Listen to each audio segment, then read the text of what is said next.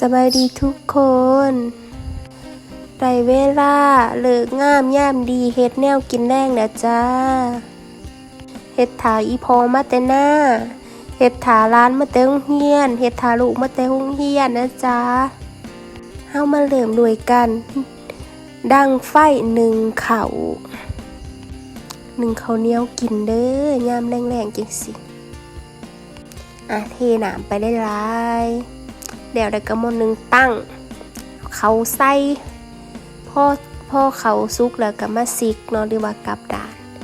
แล้วก็มาสวยข้าวนะจ๊ะเอาไม้กระดามเคี่ยไปมาเสร็จแล้วเราก็สิมาใส่กระติบ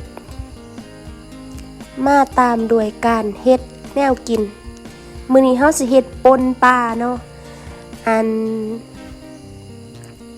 นาบาวเพิ่นใส่ดีเนาะเพิ่นได้เอาปลามาให้อีพอแล้วก็ถือมาแต่หน้าเนาะมีปลาเค็งกับปลาคอเฮาก็เลยสิเอาปลาคอมาเฮ็ดป่นแล้วก็ปิ้งปลาเค็งนะจ๊ะเฮ็ดป่นก็ตามที่เฮ็ดได้ง่ายต้มน้ำปลาแดกน้ำร้อนแล้วก็ใส่ปลาลงไปปลาเปื่อยแล้วก็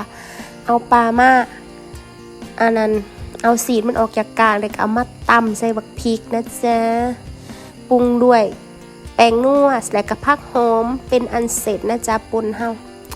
เบิ่งคือจังบ่ค่อยมีบ่เป็นตะเผ็ดปานใดก็เลยใส่พริกป่นลงไปอีกนิดนึงนี่เป็นตะกินขนาดปลาเค็งเฮาก็สุกพอดีอยากจะบอกว่าปลาเค็งยามนี่แซ่บมันเป็นมันปลา